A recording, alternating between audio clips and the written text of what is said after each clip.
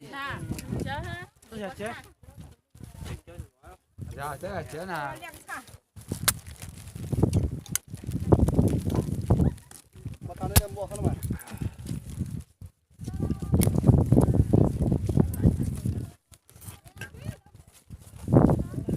Rồi có thành nhỏ ra.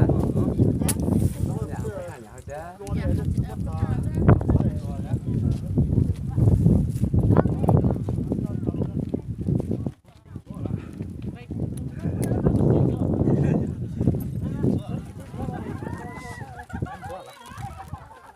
Bố mình đi vô nữa mà. Tay nó tay Ê, nó. tụi mày ra. Ra đến tụi tôi là. Hết xuống đây. Yên lên từ sống này. Tụi đây. Bây giờ. tao đó tao nó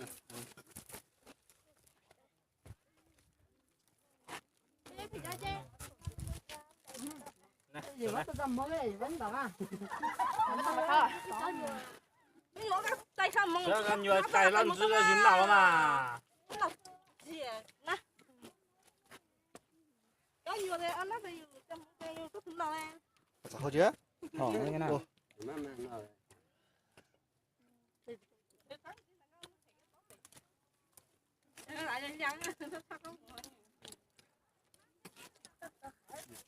错的真到成了故事嘞。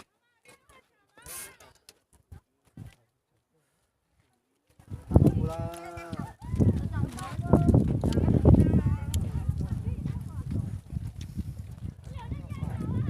Việc cho đèn luôn.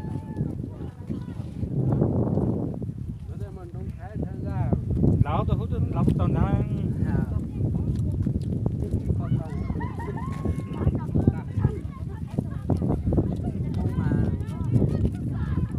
Lão nó không trong nước mất đầu.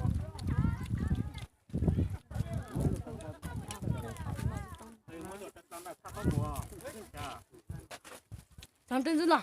Tay tụi tôi là. Bên nằm thôi. Được, tới được. Cho vào mà. Hago. ¿Qué tal ni?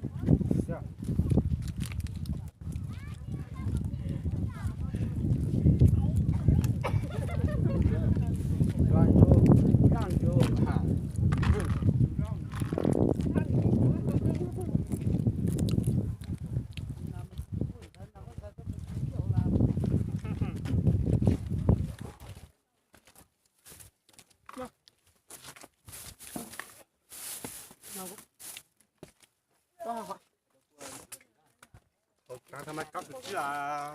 Dạ, mất có rồi. Trả lên mà tao hơn nào.